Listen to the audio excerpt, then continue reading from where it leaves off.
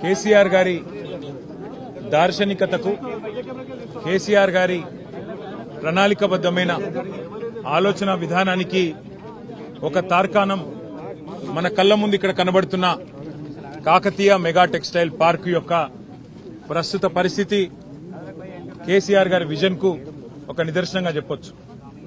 ఒకనాడు వరంగల్ జిల్లా అంటేనే, ఓరుగల్లు జిల్లా అంటేనే ఆజంజాహి మిల్లుకు, అట్లాగే ఇక్కడ పండే బ్రహ్మాండమైన పత్తికి ఒక ఉపాధి కల్పించి ఈ జిల్లానే కాదు చుట్టుపక్కల జిల్లాల్లో ఉండే నేతన్నలకు కూడా ఆలంబనగా నిలిచిన జిల్లా వరంగల్ జిల్లా.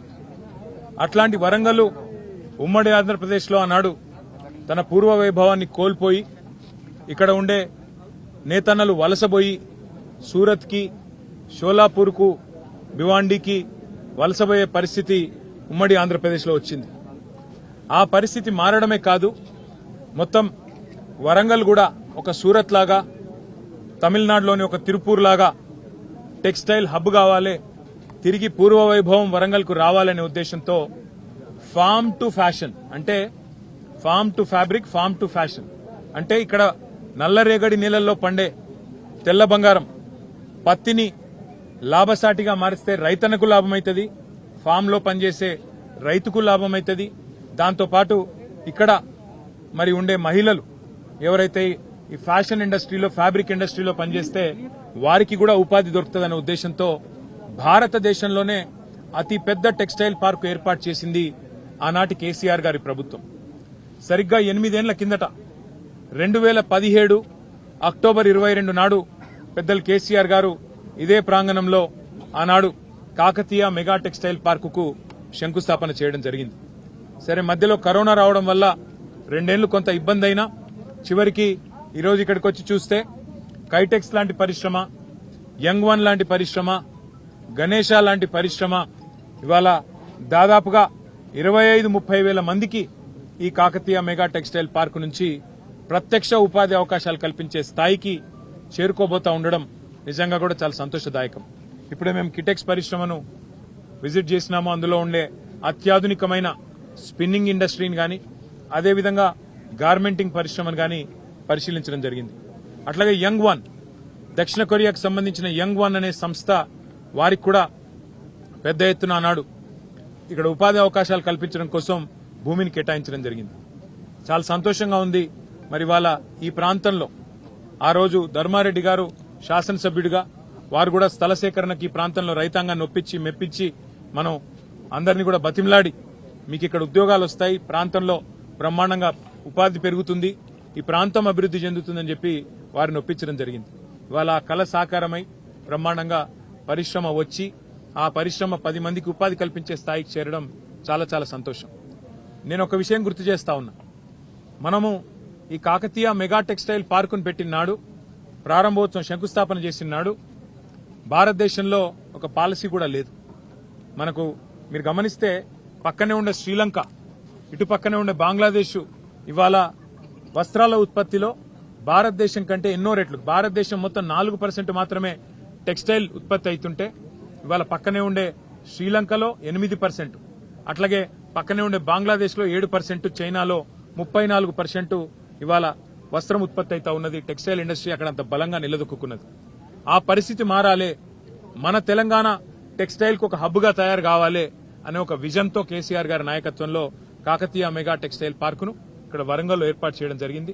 నాకు చాలా సంతోషంగా ఉంది. ఇవాళ మరి ఈ 2-3 పరిశ్రమలు ఆనాడు మనం తీసుకొచ్చినవి ఇవాళ ఇంకా తొందరగా ఉత్పత్తి పూర్తి చేసి మొత్తం పూర్తి స్థాయిలో మరి విస్తరిస్తే 30-40 వేల మందికి ఇక్కడనే ప్రత్యక్ష ఉపాధి అవకాశాలు, పరోక్షంగా దానికి రెట్టింపు దొరికే అవకాశం ఉంటుంది. పరిశ్రమ ఈ ప్రాంత రూపురేఖలే మార్చే అవకాశం కూడా ఉంటుంది.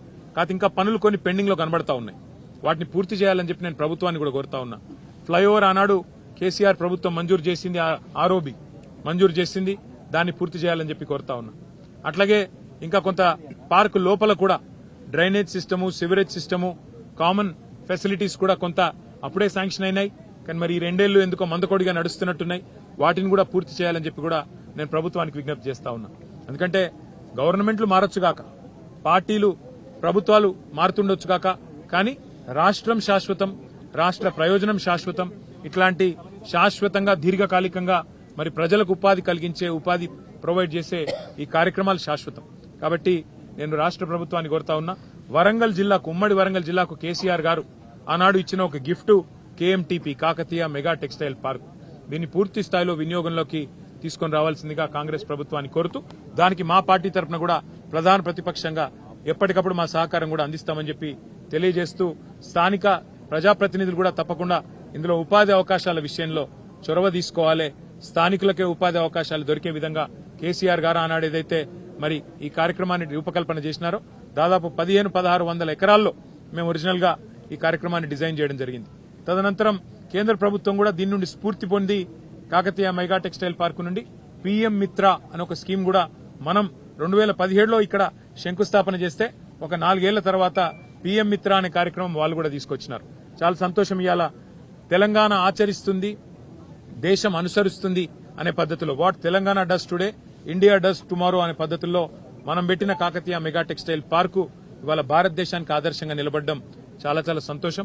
అదేవిధంగా నేను మళ్లీ ఒకసారి ప్రభుత్వాన్ని విజ్ఞప్తి చేస్తా ఉన్నా, పూర్తి స్థాయిలో పార్కును వినియోగంలో తీసుకొచ్చే విధంగా చొరవ చూపాలి. దానికోసం మా సహకారం ఎప్పటికీ ఉంటుందని చెప్పి కూడా తెలియజేస్తూ, మరొకసారి పెద్దలు కేసీఆర్ గారికి, ఎందుకంటే వారి విజన్ కి, వారి దార్శనికతకి, వరంగల్లో తిరిగి మళ్లీ ఆజంజాహీ మిల్లు పోయిన తర్వాత తిరిగి మళ్లీ ఆ స్థాయిలో వరంగల్ని నిలబెట్టాలనే కేసీఆర్ గారి దార్శనికతకు కూడా మరొకసారి నేను వారికి ధన్యవాదాలు తెలియజేస్తూ, మీడియా మిత్రులు కూడా పెద్ద ఎత్తున సహకరించారు, వారికి కూడా ధన్యవాదాలు, నమస్కారాలు.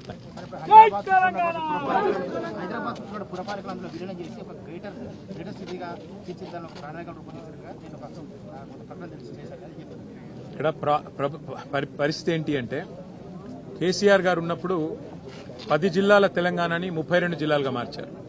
కేసీఆర్ గారు ఉన్నప్పుడు మరి కొత్త రెవెన్యూ డివిజన్లు ఏర్పాటు చేసినారు, కొత్త పురపాలికలు ఏర్పాటు చేశారు, తాండాలను అప్గ్రేడ్ చేసి గ్రామ పంచాయతీలుగా చేసి 8,800 గ్రామ పంచాయతీల్ని 12,800కు చేర్చినాం. అంటే మేమేమో అధికారాన్ని వికేంద్రీకరించే ప్రయత్నం చేశాం, ప్రజల దగ్గరికి ప్రభుత్వాన్ని తీసుకొని పోయే ప్రయత్నం చేశాం. మరి వాళ్ళ ప్రభుత్వం ఎవరితో చర్చించిందో తెలియదు, ఎందుకంటే అక్కడ మున్సిపాలిటీలు ఎక్కడ ఈరోజు తీర్మానాలు జరగలేదు. ఏ ఒక్క మున్సిపాలిటీ నుంచి కూడా కనీసం తీర్మానం కూడా తీసుకోలేదు. పోనీ మున్సిపాలిటీలు కొలువు తీరి లేవు కాబట్టి పోనీ ప్రజలతో అభిప్రాయం సేకరించినరా ప్రత్యక్షంగా అంటే ప్రజల అభిప్రాయం తీసుకోలేదు. పోనీ అఖిలపక్షం పెట్టి ఆల్ పార్టీ అభిప్రాయం తీసుకున్నారా? అది చేయలేదు. పోనీ శాసనసభ పెట్టి శాసనసభ్యుల అభిప్రాయం తీసుకున్నారా? అది చేయలేదు. మరి ఎవరి ప్రయోజనాల కోసం, ఎవరి ఎజెండా కోసం, ఎవరి శాశ్వత దీర్ఘకాలిక మరి ఆలోచనల కోసం ఈ ప్రభుత్వం పనిచేస్తున్నదో మాకైతే తెలియదు. ఏ కారణం చేత ఈ ప్రతిపాదన ఇచ్చారు కూడా తెలియదు. బహుశా నేను అనుకోవడం అయితే కేవలం కొంతమంది రియల్ ఎస్టేట్ వ్యాపారులు, దళారులు, వారి ప్రయోజనాల కోసం మాత్రమే ఈ ప్రభుత్వం పనిచేస్తున్నదనేది స్పష్టంగా కనబడతా ఉంది. మీరు చూడండి, ఇవాళ Hyderabad industrial lands transformation policy అని ఒక పాలసీ తెచ్చినారు. ఏముందా పాలసీలో? స్పష్టంగా మీరు చూస్తే ఒకటే కనబడతా ఉంది. ఈ రోజు ఇక్కడ కాకతీయ మెగా టెక్స్టైల్ పార్కులో ఎట్లా అయితే ఆనాడు రైతులను ఒప్పించి మెప్పించి కడుపులో తలబెట్టి ల్యాండ్ తీసుకొని పరిశ్రమల కోసం ల్యాండ్ ఇచ్చినామో, గత ప్రభుత్వాలు కూడా అట్లాగే హైదరాబాద్ లో 9,300 ఎకరాలు 21 పారిశ్రామిక వాడల్లో ప్రజల దగ్గర నుంచి భూమిని సేకరించి పరిశ్రమలకు ఇచ్చారు. ఇప్పుడు ఉదాహరణకు నేను ఇక్కడ చెప్తే మీకు అర్థమవుతుంది. ఇప్పుడు కిటెక్స్ వాళ్ళకి ల్యాండ్ ఇచ్చినాం 300 ఎకరాలు, 400 ఎకరాలు. యంగ్ వన్ కు ల్యాండ్ ఇచ్చినాం 300-400 ఎకరాలు. ఒక 10 ఏళ్ల తర్వాత కిటెక్స్ అయినా యంగ్ వన్ అయినా వచ్చి అన్న అప్పుడు వరంగల్ విస్తరిస్తుంది, ఇంకా ఇక్కడ దాకా వస్తుంది. ఇదంతా ఇక వద్దు, పరిశ్రమ ఎత్తేస్తాం, దీన్ని మేము అపార్ట్మెంట్లు కట్టుకుంటాం, ఇక్కడ మాల్ కట్టుకుంటాం అంటే సమ్మతమా? రైతుల దగ్గర తక్కువ ధరకు తీసుకొని వాళ్ళకు తక్కువ ధర ఇచ్చి మరి ఇవాళ వీళ్లకు సబ్సిడీ మీద పరిశ్రమలకు భూములు ఇచ్చిన తర్వాత మనం ఏం ఆశిస్తాము? పరిశ్రమ నడవాలి, ఉపాధి దొరకాలి, మన పిల్లలకు ఉద్యోగాలు రావాలి, రాష్ట్ర ఆదాయం పెరగాలని కోరుకుంటాం. కానీ ముఖ్యమంత్రి రేవంత్ రెడ్డి గారు ఏమంటున్నారు? అట్లా కాదట. ఇప్పుడు కిటెక్స్ ఆయన ఒకవేళ దెబ్బనొచ్చి, అంటే కిటెక్స్ అంటే ఎగ్జాంపుల్ చెప్తున్నా, ఇదే అనేరు మీరు. హైదరాబాద్ లో ఉండే పరిశ్రమ వాళ్ళు వచ్చి అన్నా ఇగో మేము అపార్ట్మెంట్లు కట్టుకుంటాము, మాల్స్ కట్టుకుంటాము అంటే వాళ్లకు అడ్డికి పావు షేర్. రిజిస్ట్రేషన్ ధర 10,000 అయితే నువ్వు 3,000 కట్టు చాలు, నువ్వు కట్టుకోపోయేది కట్టుకో అని ఇలా రేవంత్ రెడ్డి గారు అంటున్నారు. నేను అంటున్నా, హైదరాబాద్, వరంగల్ లాంటి జాగల్లో, వరంగల్ లాంటి నగరాల్లో ఇవాళ పార్కుకు జాగలేదు, పార్కింగ్ కు జాగలేదు, బొందలగడ్డకు జాగలేదు, ఇల్లు కడదామంటే జాగలేదు, వీటి వేటికి జాగలొద్దట. కానీ పారిశ్రామికవేత్తలు మాత్రం వాళ్ళు అడ్డికి పావు షేర్ కొనుక్కున్న, ఆనాడు తీసుకున్న భూములు, ప్రభుత్వం ఇచ్చిన భూములు వాళ్ళు ఇష్టం వచ్చినట్టు అమ్ముకుంటే మాత్రం రేవంత్ రెడ్డి గారు పచ్చజెండా ఊపుతా ఉన్నాడు. 9,300 ఎకరాల భూమి, దాదాపు 5 లక్షల కోట్ల విలువైన ఆస్తి. ఈ 5 లక్షల విలువైన కోట్ల ఆస్తిని ఇతర ప్రభుత్వాలు ఏం చేసినాయి? కేంద్రంలో ఉండే మన దేశంలో ఉండే ఇతర రాష్ట్రాలు బొంబాయిలో ఇట్లాగే మిల్స్ కు ల్యాండ్ ఇచ్చినారు. ఆ మిల్స్ కి ఇచ్చిన ల్యాండ్ను మహారాష్ట్ర ప్రభుత్వం 50% వెనుకకు తీసుకొని అందులో ఇల్లు కడుతున్నది, అందులో ఇతరత్ర అవసరాలకు ప్రజా అవసరాల కోసం వాడుతూ ఉన్నది. కానీ రేవంత్ రెడ్డి గారు మాత్రం ఆయన అన్నదమ్ముళ్ళు, ఆయన ఒక అవినీతి అనకొండ మాదిరిగా, ఆయన అనుమూల కాదు, ఆయన అవినీతి అనకొండ రేవంత్ రెడ్డి. ఆ అవినీతి అనకొండ యొక్క విశ్వరూపం ఏంటంటే 5 లక్షల కోట్లు దొబ్బుకపోయేందుకు తెలంగాణ ప్రజల ఆస్తి ఇలా ఉద్దేశపూర్వకంగా పరిశ్రమలకు గత ప్రభుత్వాలు ఇచ్చిన భూములను ప్రైవేటు వ్యక్తులకు దారాదత్తం చేస్తూ ప్రైవేటు వ్యక్తుల చేతుల్లో ఇవాళ మాల్స్ కట్టుకోవడానికి, అపార్ట్మెంట్లు కట్టుకోవడానికి, విశృంఖలంగా వేల కోట్ల రూపాయలు ఆయన అన్నదమ్ములు, ఆయన అనుయాయులు సంపాదించుకోవడానికి ఒక పచ్చజెండా ఇవాళ ఊపి HILTP పాలసీ పేరిట తీసుకొని వచ్చినాడు. నేను మిమ్మల్ని కూడా కొడతా ఉన్నా, ఇవాళ వరంగల్ ప్రజల్ని కూడా ఆలోచించమని కొడతా ఉన్నా. కాకతీయ మెగా టెక్స్టైల్ పార్కును గనక ఒకవేళ గతంలో రైతుల దగ్గర తీసుకున్న భూములు ఇవన్నీ కూడా సేమ్ హైదరాబాద్ ఎట్లా తీసుకున్నారు, ఇక్కడ అట్లే తీసుకున్నారు. ఇక్కడ కూడా దబ్బన మాల్స్, అపార్ట్మెంట్స్ కట్టుకున్నందుకు రిజిస్ట్రేషన్ ధరల 30% ఇస్తే వరంగల్ ప్రజలు ఒప్పుకుంటారా? కరెక్ట్ కాదు కదా. మేమనేది కూడా అదే. హైదరాబాద్ భూములు తెలంగాణ ప్రజల సొత్తు. హైదరాబాద్ పారిశ్రామిక వాడలు తెలంగాణ ప్రజల నుంచి తీసుకున్న భూములు. వాటిని ప్రజా ఉపయోగం కోసం వాడండి, ప్రజల అవసరాల కోసం వాడండి. వాటిని అవసరమైతే ఇప్పుడు నేను అడుగుతున్నా, మీరు పోయి నేను అపార్ట్మెంట్లు కట్టుకుంటా అంటే గవర్నమెంట్ ల్యాండ్ ఇస్తుందా? ఇయ్యదు కదా. మరి వీళ్ళు ఎందుకు ఇస్తున్నారు మీరు వీళ్లకు? దీనికి కారణం చెప్పండి అంటే వాళ్ళు కారణం చెప్తలేరు. ఇంకొక మాట కూడా నేను మీకు చెప్పాలా. హైదరాబాద్ లోపల ఉండే కాలుష్య కారక పరిశ్రమలుంటే వాటిని ముఖ్యంగా ఫార్మా ఇండస్ట్రీని తరలించడానికే పెద్దలు కేసీఆర్ గారు ఫార్మా సిటీ అని పెట్టిండ్రు. కొత్త టెక్నాలజీతో కొత్త ప్రాంతంలో కాలుష్యం రాకుండా ఉన్న కాలుష్యాన్ని అరికడుతూ వాటిని అక్కడ తరలించి మరి ఇక్కడ ఉండే ఈ ల్యాండ్ను అవసరమైతే 50% గవర్నమెంట్ తీసుకోవాలనేది మా ప్రభుత్వం యొక్క గత ప్రభుత్వం యొక్క ఆలోచన. కానీ ఈ ప్రభుత్వం ఆలోచన ఏంది? ఫ్యూచర్ సిటీని రియల్ ఎస్టేట్ పేరిట అమ్ముకోవాలా, ఇక్కడ ఉన్న ఈ 9,300 ఎకరాలు ఇటు అమ్ముకోవాలా, 2 దగ్గర లక్షల కోట్లు సంపాదించి రాహుల్ గాంధీకి తెలంగాణను ATM గా మారుస్తూ, కాంగ్రెస్ పార్టీకి ATM గా పేటీఎం గా మారుస్తూ వచ్చే ఒక 20-25 ఏళ్లు ముని మన్మన్లు మనమన్లు వాళ్ళ ముని మన్మన్లు వాళ్లకు వేల లక్షల కోట్ల ఆస్తిని 5 లక్షల కోట్ల కుంభకోణం ద్వారా అర్జించి పెట్టాలన్నది రేవంత్ రెడ్డి గారి ఆలోచన.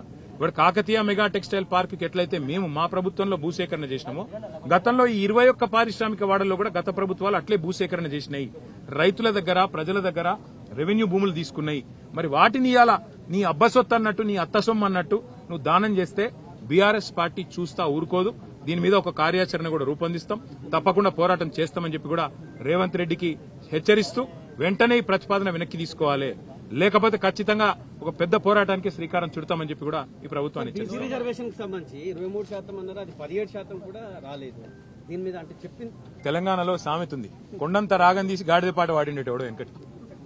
కేసీఆర్ గారు 24% రిజర్వేషన్ ఇస్తే అది చాలదు, కేసీఆరే అన్యాయం చేసిండో అని ఇష్టం వచ్చినట్టు మాట్లాడి 42% ఇస్తామని బీసీల ఓట్లు కొల్లగొట్టి ఇవాళ రేవంత్ రెడ్డి గారు చేస్తున్న పని ఏంది? నేను సర్పంచ్ ఎలక్షన్లు అని చెప్పి సడన్ గా 6:30కు నోటిఫికేషన్ ఇచ్చింది. అందులో చూస్తే ఇప్పుడే మా గౌరవ శాసనసభ్యులు రాజేశ్వర రెడ్డి గారు, మా ఎమ్మెల్సీ శ్రీనివాస్ రెడ్డి గారు, మాజీ ఎమ్మెల్యే ధర్మారెడ్డి గారు చెప్తున్నారు, కొన్ని మండలాల్లో కనీసం ఒక్క ఊరు కూడా లేదు బీసీలకు రిజర్వేషన్లో. ఇంతకంటే అరాచకం, ఇంతకంటే కిరాతకం ఏదైనా ఉందో నాకే తెలియదు. మరి నేను ఇంకొక మాట కూడా అడుగుతున్నా, 42% అని చెప్పి కులగణన అని చేసి దానికి 160 కోట్లు ఖర్చు పెట్టి దానికి మళ్ళీ రాహుల్ గాంధీ కితాబులు ఇచ్చి ఇది రేర్ మోడల్, రేర్ అంటే ఏందట అంటే రాహుల్ రేవంత్ మోడల్ అట, రేర్ మోడల్ అని పెట్టి దానికి కాంగ్రెస్ వర్కింగ్ కమిటీలో తీర్మానం పెట్టి ఓహో రేవంత్ రెడ్డి, ఆహా కాంగ్రెస్ అని ఊదరగొట్టి ఇలా పీకింది చివరికి. ఏం చేసినావు? 42% రిజర్వేషన్లను నమ్మబలికి బీసీల ఓట్లు కొల్లగొట్టి ఇవాళ 17%కి పరిమితం చేసినందుకు ముందు రేవంత్ రెడ్డి 2 చెంపలేసుకొని బీసీలను మోసం చేసినందుకు క్షమాపణ చెప్పాలి. సర్పంచ్ ఎన్నికల్లో ఇవాళ ఏ అరాచకమైతే చేస్తా ఉన్నారో, కొన్ని మండలాల్లోనే బీసీలకు స్థానం లేకుండా, రిజర్వేషన్ లేకుండా చేసి, కొన్ని జిల్లాల్లో కూడా లేకుండా చేసి దుర్మార్గం ఏదైతే ఈ ప్రభుత్వం చేస్తున్నదో దీనికి రాహుల్ గాంధీ క్షమాపణ చెప్పాలి. ఎందుకంటే బీహార్ ఎన్నికల్లో రాహుల్ గాంధీ అబద్దం చెప్పిండు, తెలంగాణలో మేము చేసేసినాం 42% ఇచ్చేసినాం అని బీహార్ ఎన్నికల్లో చెప్తాడు, ఢిల్లీలో చెప్తాడు. అందుకే తెలంగాణ గల్లీల్లో ఉండే మా బలహీన వర్గాల సోదరులకు నా ప్రార్థన, దయచేసి కాంగ్రెస్ పార్టీ మిమ్మల్ని ఏదైతే నమ్మించి గొంతు కోసిందో బుద్ధి చెప్పండి. ఇవాళ పార్టీ రహితంగా జరిగే ఎన్నికల్లో సిగ్గులేదు ముఖ్యమంత్రికి, మంత్రులకు. పార్టీ రహితంగా జరిగే ఎన్నికల్లో పార్టీ పరంగా రిజర్వేషన్లు ఇస్తారట. ఆ ఎన్నికల్లో పార్టీ గుర్తే లేకపోయా, అసొంటప్పుడు నువ్వు పార్టీ పరంగా రిజర్వేషన్లు ఆడికెళ్ళిస్తావు అంటే నమ్మితే ఇక ఎన్ని అబద్దాలు చెప్తారంటే వాళ్ళకు నిజంగా వాళ్ళ నోర్లకు మొక్కాలే. మళ్ళొక్కసారి ఇవాళ వీళ్ళ నిజరూపం బయటపడ్డది. వీళ్ళు ఇన్నాళ్లు బీసీల కోసం కార్చిన కన్నీళ్లు మొసలి కన్నీరు అన్నది బయటపడ్డది.